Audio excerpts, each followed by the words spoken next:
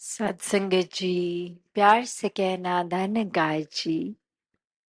आज समागम के दूसरे रोज जहां सुबह सेवादल रैली और अब समागम का ये रूप और सुबह भी सेवादल की वर्दी पहने ये सजे हुए सेवादार और वो संदेश भी उस समय भी चाहे एक्ट्स रूप में या वो तन के प्रति चेतन करते हुए कि तन मन धन निराकार की ही देन है और तन को भी स्वस्थ रखना है। तो वो चाहे जो भी माध्यम रहा, जो मैसेज दिया वो यही कि कैसे जहाँ समर्पित भाव होता है वहां फिर चतुर चालाकियां नहीं होती। जब सेवा में भी ऐसा कोई भाव डाल देते हैं कि कुछ हासिल करने के लिए सेवा करनी है, तो वो एक साफ रूप सेवा का है ही नहीं। वो पहले ही शुरुआत से ही उसमें कुछ गलत मिला हुआ है और मिलावट की सेवा तो सेवा नहीं है, क्योंकि ये निराकार परमात्मा ये भाव ही देखता है और ये इंटेंशंस हर एक की कि हम क्या किसी को कुछ साबित करने के लिए सेवा कर रहे हैं या फिर एक हम अपने लिए अपने दिल को संतों के प्रति संसार के प्रति समर्पित करके सेवा कर रहे हैं। तो ऐसे ही चतुर चालाकियां हम कैसे रोक सकते हैं।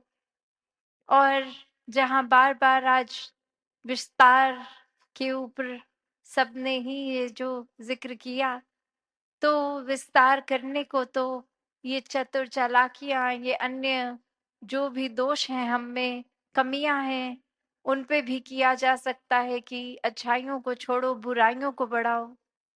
पर ये हर एक में समझ है, सोझी है, विवेक है कि हमें अपने जीवन में तो कमियों को और कम करना है और एक अच्छाइयों को ही बढ़ाना है, मानवीय गुणों से पूरी तरह युक्त होना है।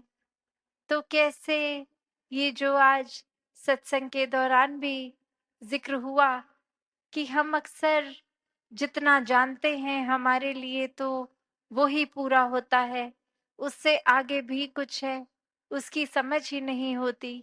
जैसे सत्संग में आज उदाहरण देखा कि एक पानी का ग्लास अगर जिसने सिर्फ देखा है उससे ज्यादा कुछ नहीं, उसके लिए वो ही बहुत है।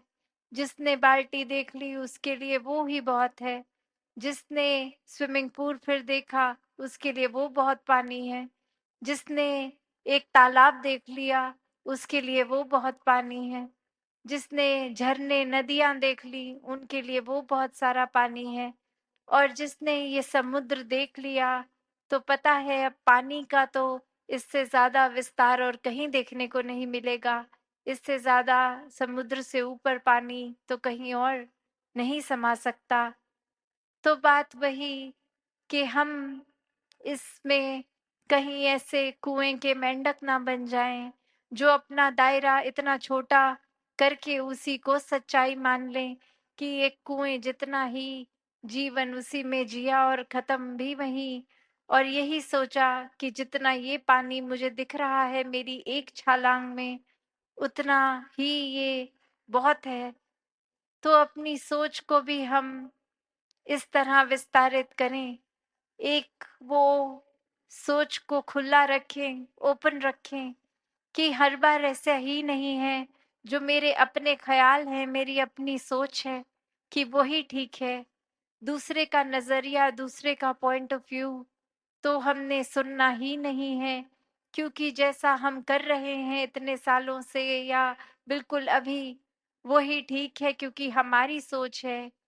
यहाँ अहंकार आ गया, यहाँ कंडीशनिंग आ गई इतने सालों की। तो बात वही कि विस्तार वो भी है जहाँ ये चीजें जो जकड़ रही हैं, बांध रही हैं, वो बंधनों को भी काटना विस्तार है। कि एक ही अपनी कोई आदत अक्सर हमें पता होती है कि ये अच्छी आदत नहीं है और उसको छोड़ने की कोशिश करते हैं, और जब तक नहीं छूट रही वो फिर बार बार हो रही है, तो जानते हुए भी ये अच्छा नहीं है, फिर भी कर रहे हैं। तो फिर बात वही कि ये अब हो रही है तो इसको रोका जाए, क्योंकि ये समझ है ये करना ठीक नहीं है। वो जानते हुए भी अगर हो रही है तो फिर हम किस तरह कहाँ खड़े हैं ये हमें पता है। तो अपनी आदतों को भी जो खुद पता है, या जो किसी शुभ चिंतक ने पॉइंट आउट कर दी कि ये पहलू ठीक नहीं है, उसको भी अपने जीवन से हटाना एक विस्तार का ही रूप है। एक एक्सपेंशन इस तरह से करें अपने किरदार में कि बुराइयों को छोड़ के अच्छाइयों की ओर जाएं। कैसे ये सोच भी लिमिटेड होती है, हमें कुछ चाहिए अगर, तो हम अक्सर अपने ही नजरिए से देखते हैं कि यदि ऐसा हो जाए तो मुझे एक कितना बेनिफिट हो जाएगा, कितना अच्छा हो जाएगा मेरे लिए। और ये सोचा तक नहीं कि ऐसा करने से भले फायदा मेरा हो रहा है, पर कितने ज्यादा लोगों का नुकसान हो रहा है। तो अपना फायदा छोड़ के औरों को अगर फायदा मिले, ऐसा कदम उठाना, ये भी विस्तार है। सोच में एक विस्तार भी करना है। अपने एक नेचर की भी बात करते हैं, हम अपने स्वभाव की बात करते हैं, तो अक्सर ऐसा भी हो जाता है कि हम अपनी आदतों में इतने बंध गए कि अगर सुबह उठते ही किसी की आदत है कि पहली चीज अगर गर्म पानी मिले, चाय मिले, कॉफी मिले, जो भी आदत है, अगर वो किसी तरह वो चीज उस रूटीन में नहीं हुई, तो उठते ही दिल में सबसे पहले वो चिड़चिड़ापन हो जाता है कि हर दिन के मुताबिक जो आदत थी वो तो आज हुआ नहीं, कुछ अलग हो गया। तो एक मन फिर बहुत तंग होने लगता है, और सिर्फ मन तक ही नहीं, फिर हम एक बुझ जाते हैं, या घर वाले, अड़ोसी पड़ोसी, कामकाज कहीं भी हों, वहाँ बहुत ही फिर एक रूड होके, रफ होके बात करते हैं, क्योंकि अंदर से ही मन खुश नहीं है। तो इतनी छोटी छोटी चीजों का भी इतना बड़ा इम्पैक्ट पड़ जाता है। तो फिर वहाँ भी विस्तार करना है। एक घर परिवारों की अगर बात करें कि जहाँ ये तन इस परमात्मा की देन है, तो इस तन का भी पूरा ख्याल करना है। ये मन पे भी कोई चीज ऐसी हावी नहीं होने देनी जो उदास कर दे। तो अक्सर ये जो सामने आता है कि एक डोमेस्टिक वायलेंस का भी एग्जाम्पल ले लें कि घर में पति पत्नी, माँ बच्चों, पिता बच्चों में, या और किसी सदस्य में अगर कोई मारपीट हो रही है, तो अक्सर कोई एक सदस्य सोच ले अगर कि ये एक दो बार हो गया है, अब मुझे आदत डालनी होगी, तो वो भी गलत है, वो भी चेतनता नहीं है। क्योंकि एक शरीर का भी, मन का भी ध्यान रखना है। और ये ऐसा, इस चीज को ये सोचकर कि हम अपनी सहन शक्ति बढ़ा रहे हैं, सहनशीलता बढ़ा रहे हैं, थोड़ा दर्द सह लेंगे ये शरीर की, तो फिर महान हो जाएंगे, तो ये भी कोई समझदारी नहीं है। जहाँ एक किसी को कष्ट देना, चाहे अपने वचनों द्वारा या कर्मों द्वारा, दोनों ही गलत है। तो कैसे हर किसी ने हर एक का आदर सत्कार करना है। और अक्सर ये वाला बंधन बहुत मुश्किल हो जाता है काटना, जब एक किसी पीड़ा की आदत डाल लें, तो पीड़ा में ही कहीं ना कहीं आराम मिलने लग जाता है। क्योंकि हम हर एक के आगे शायद अपना दुख दर्द इस तरह बोल देते हैं कि हम खुद को ऐसे विक्टिम बना के रखते हैं और बोलते हैं कि हमारे साथ ये हो रहा है, ये हो रहा है। तो आगे से भी हमें हमदर्दी मिलती है, और वो शायद दिल को, दिमाग को अच्छा लगता है।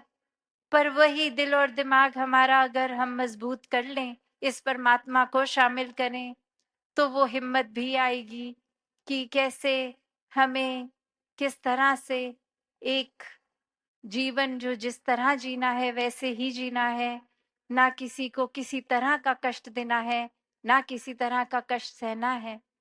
और इस तरह ये बुरी आदतों, एक कंडीशनिंग से भी खुद को तोड़ना, ये भी विस्तार है।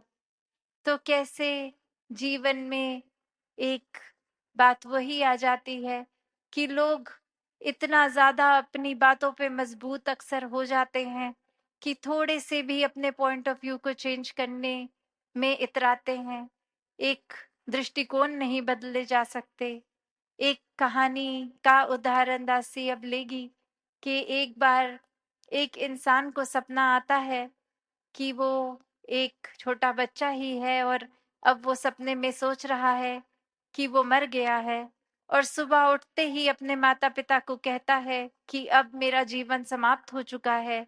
और माता पिता बच्चे को कभी शीशे के आगे खड़ा करके दिखाएं कि देखो तुम खड़े हुए हो, बातचीत कर रहे हो।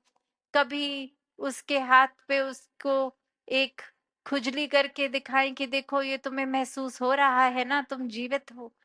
और बच्चा बिल्कुल वो मान ही नहीं रहा। और ऐसे ही माँ बाप फिर अड़ोसी पड़ोसी सबको इकट्ठा करके बोलते हैं कि आपको ये नजर आ रहा है ना हमारा बच्चा। और सब हाँ कह रहे हैं कि हाँ ये तो एक खड़ा हुआ, एक कुर्सी पे बैठा, जो भी वो कर रहा था उस समय। तो उसको फिर समझाते हैं कि देखो तुम जीवित हो, अपने आप को मरा हुआ मत समझो। पर वो फिर भी नहीं मानता।